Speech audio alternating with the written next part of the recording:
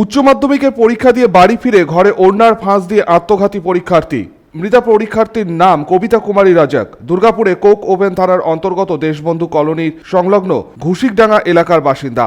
ঘটনা ঘিরে ব্যাপক চাঞ্চল্য এলাকায়। পরিবারের দাবি কোনো অশান্তি হয়নি, পরীক্ষা দিয়ে বাড়ি ফিরে খাওয়া দাওয়া করে ঘরেই পড়তে বসতে যায়। কিছুক্ষণ পর অনেক ডাকাডাকি করে সাড়া না মেলায় শেষে দরজা ভেঙে দেখেন ওই ছাত্রী গলায় ওড়নার ফাঁস দিয়ে নিজের ঘরেই ঝুলে রয়েছে। খবর যায় কোক ওভেন থানায়। পুলিশ এসে কবিতার মৃতদেহ উদ্ধার করে ময়নাতদন্তের জন্য পাঠায় দুর্গাপুর মহকুমা হাসপাতালে। এই ঘটনায় শোকের ছায়া নেমে এসেছে পরিবারে।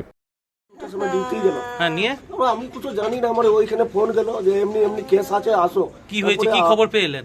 আমার ফোন করেছিল একজন, হ্যাঁ, যে বাড়ি এইটা হয়ে গেছে। কি হয়েছিল? বলছে সুটাইট ফুটাইট কি করে নিল, আসো আমার একটু আছে এখানে। কে ছিল এই তো ফোন করে। তারপরে গেলাম অফিসারকে বললাম এটা কেস। তারপরে আউট পাস দিয়েছিল, আমি বেরিয়ে গেলাম। তারপরে এসে দেখলাম। কখন দেখলেন ঘরে এসে? আমি তো এসে 5:30 এসে, আমি তো ঘরটা আমরা ঢুকতে দেয় না, আপনি এইসব। তারপরে গেলাম দেখতে, এটা কেস। কি উচ্চ মাধ্যমিক পরীক্ষা দিয়েছিল? হ্যাঁ, এই 3 তারিখ দিয়ে স্টার্ট হয়েছিল। সনাতন গড়াই 99 নিউজ বাংলা, দুর্গাপুর।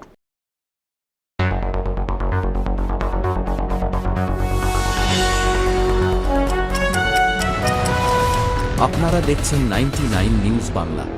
বদলাবো আমরা।